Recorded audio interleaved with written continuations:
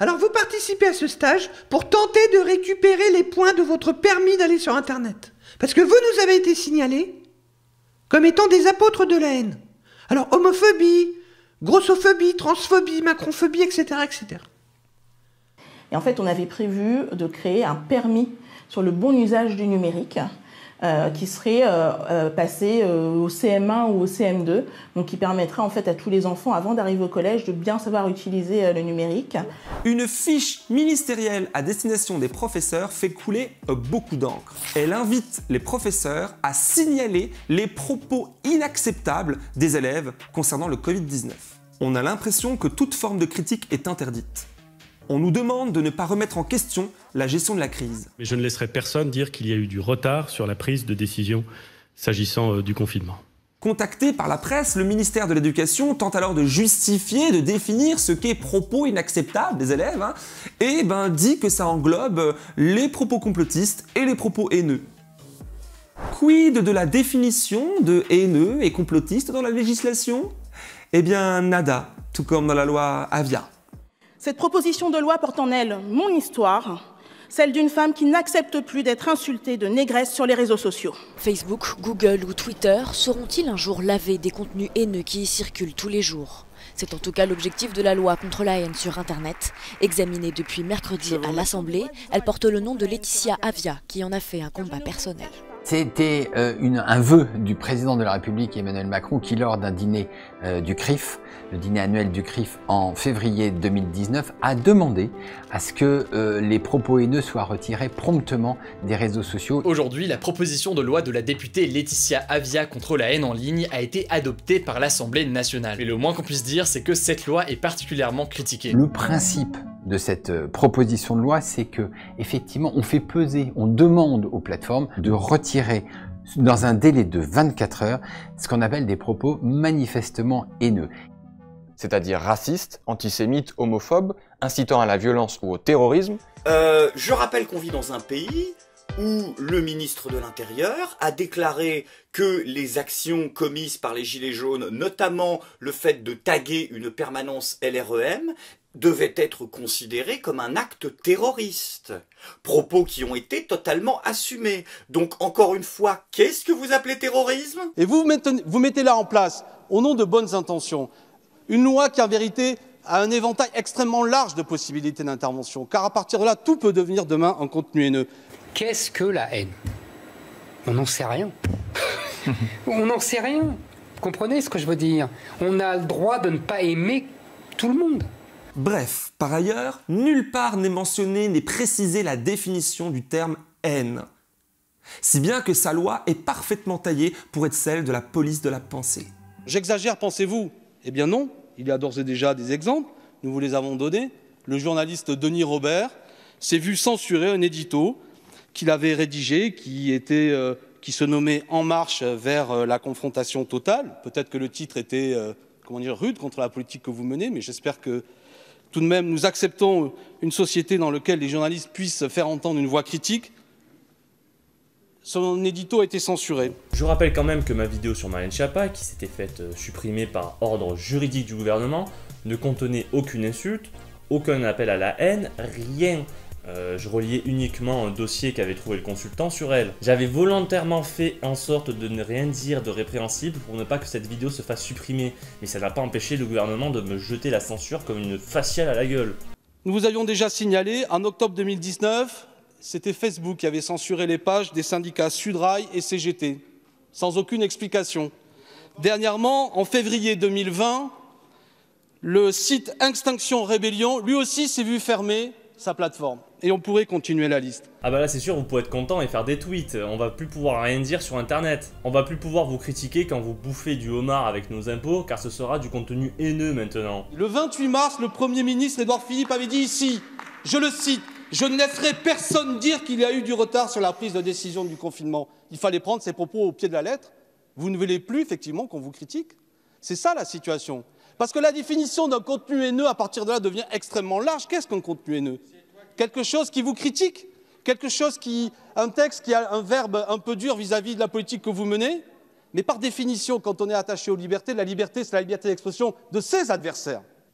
Je vous rappelle que la CEDH a indiqué que les informations ou les idées qui heurtent, qui choquent ou qui inquiètent doivent être protégées parce que précisément c'est ça la liberté d'expression. Mais je suis à 100%, à 200% pour la liberté d'expression. Ouais. Mais là, je vous parle de délit. Je vous parle pas d'autre chose. Je vous parle d'injure. À partir de quand c'est une injure? Et qui va décider? La loi le définit.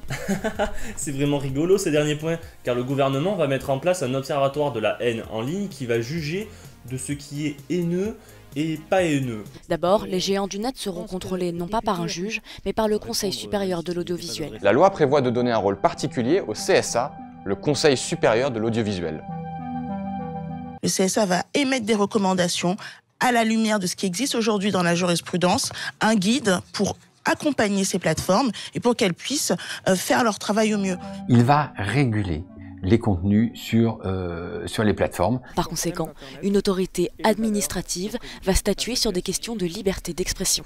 Et puis, il faut nettoyer Internet. Bloquer Facebook, bloquer WhatsApp, bloquer téléphone, bloquer Instagram, bloquer. Je crains que ça conduise à dépolitiser ces espaces, les réseaux sociaux, qui se borneront aux chatons et à la marchandise. Peut-être qu'on sera plus tranquille, peut-être que le président, entre autres, sera moins injurié, moi aussi, les SALM également, mais ce sera une tranquillité de surface, une tranquillité superficielle et artificielle, comme un couvercle posé un de plus sur la marmite France. Selon la Quadrature du Net, une organisation qui prône la liberté totale d'Internet, ce texte est même tout simplement irréaliste. Déjà pour eux, cette loi ne sert à rien puisque les géants du numérique essaient déjà de supprimer les contenus haineux, mais au-delà de ça, ce délai de 24 heures leur paraît tout simplement impossible à respecter, même avec d'énormes moyens. Si elle ne retire pas au bout de 24 heures, eh bien, soit c'est parce que la plateforme elle a considéré que c'était pas manifestement illicite, et donc dans ce cas-là, elle avait le droit de ne pas retirer sous 24 heures, soit on est vraiment dans un propos bien haineux qui faisait pas de doute, et dans ce cas-là, eh bien, on peut saisir le juge qui va pouvoir prendre des sanctions vis-à-vis de la plateforme. On ne peut pas saisir un juge dans les 24 heures et il ne peut pas donner sa réponse dans les 24 heures. Ça veut dire qu'on transfère la responsabilité de la définition d'un propos haineux aux plateformes. Vous, très simplement, vous transmettez aux GAFA le soin de déterminer qui aura le droit de parler, de quoi il aura le droit de parler et comment il aura le droit d'en parler. En réalité, vous sous-traitez la censure au privé. Je trouve que ça vous va très bien par ailleurs. C'est l'alliance. On vous laisse le monopole économique, mais vous nous faites le ménage politique. Et c'est ça votre majorité. En fait, c'est tout la Macronie, c'est-à-dire l'alliance du fric et de l'interdiction de penser. Eh bien, les Français en ont assez de votre pression. Je prévois dans cette loi une sanction qui est une sanction très dissuasive pour les plateformes, jusqu'à 4% de leur chiffre d'affaires mondial. Oui, bien sûr. Le but, c'est pas que cette sanction soit prononcée. Le but, c'est qu'elle fasse le boulot et que finalement Internet ne soit plus un enfer. Les opérateurs ne voulant pas être sanctionnés bloqueront de manière quasi systématique sur la base d'algorithmes en fonction de certains mots. Et donc nous aurons là quelque chose qui va évidemment réduire la liberté d'expression. Et vous la proposez, cette censure, non pas à des hommes ou à des femmes, mais à des robots, à des algorithmes, dont nous ne connaîtrons jamais les codes sources, mes chers collègues. Là, vous ouvrez la voie à une censure automatique, une censure algorithmique, une censure robotisée, sans humain derrière, sans humain pour peser, pour décider, sans humain pour avoir des scrupules à bâillonner un autre humain, sans humain, sans responsable à rechercher, à convaincre. Avec ce texte, il y a un risque de tuer la dialectique. Pour moi, Internet, par les gens qui l'ont créé, c'est-à-dire des genres d'anarchistes bizarres, et par ce que c'est devenu, c'est un endroit de liberté où peut s'exprimer le pire de l'humain. Et ça, moi, j'aime bien. Je veux défendre un endroit où les gens ont le droit d'être cons. Je m'attendais pas en tant qu'élu à être l'objet d'autant de violences, d'injures. Ça ne s'était jamais produit dans ma vie auparavant. C'est vrai que tu n'es pas très belle, bien sûr tu n'es pas la plus belle des filles que je connais. C'est un endroit où les gens peuvent se comporter comme des merdes. Et je pense qu'on a une leçon à tirer aussi quand on se comporte comme un petit con. Moi, je sais que dans ma vie, j'ai souvent été un petit con. Et c'est parce que j'ai été un petit con que j'ai l'impression d'avoir grandi et je défends le droit des gens à être des petits cons. Les auteurs de ces contenus haineux, il va falloir les sanctionner, et les sanctionner fermement, fortement. Ah, il faut les retrouver. Exactement, il faut les retrouver, et pour cela, il faut de la coopération avec les plateformes. Ouais. Il faut qu'elles puissent nous aider à avoir les éléments d'identification des auteurs de ces contenus haineux, et donc lever l'anonymat lorsque c'est nécessaire. Et enfin, on nous demande si l'anonymat sera totalement interdit avec cette loi, ou si, du coup, elle a vocation à faire que... Alors, il n'y a pas d'anonymat sur Internet. Ah d'accord, ok, très bien, ok, bon, je vais prendre des notes. Hein. Je le dis comme ça parce qu'il y a énormément de confusion autour de ce sujet. On a un régime aujourd'hui qui s'appelle le pseudonymat. On utilise chacun des pseudos, chacun s'appelle comme il veut sur Internet. Alice Cooper est donc aussi un pseudonyme. On dit qu'ils boivent ton sang et qu'ils le remplacent par du pipi. Bisous bisous, grand brun, cheveux blonds, ça ne veut rien dire ce que je viens de dire là. Mais chacun s'appelle comme il veut sur Internet, c'est un pseudo. Encore ces sales bêtes! Et en fait, les plateformes, elles ont déjà, depuis la loi de 2004, une obligation de garder tous les éléments d'identification de leurs utilisateurs. Ce qu'elles donnent, c'est pas juste une adresse IP, sachez-le. C'est tous les éléments qu'elles peuvent avoir qui permettent d'identifier où vous êtes, où vous habitez, quels sont où est-ce que vous travaillez, dans quelle école vous avez été scolarisé, etc. Donc il n'y a pas d'anonymat, il y a juste du pseudonymat. Ils approchent. C'est trop dangereux ici, je me casse.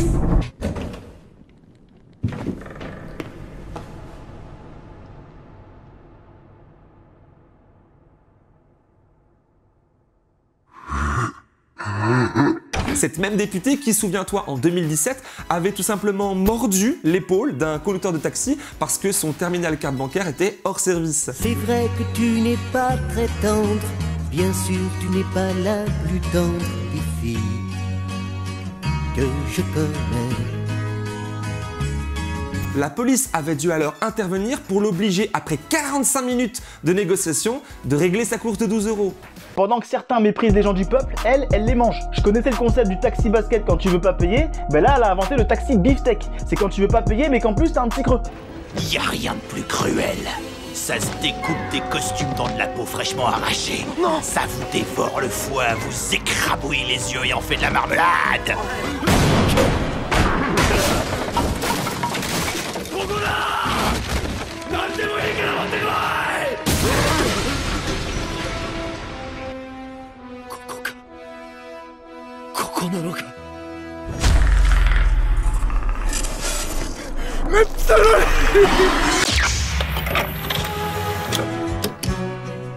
Dis donc,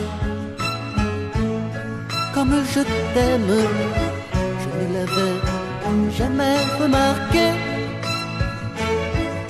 C'est vrai, comme je t'aime, pour toutes ces réalités.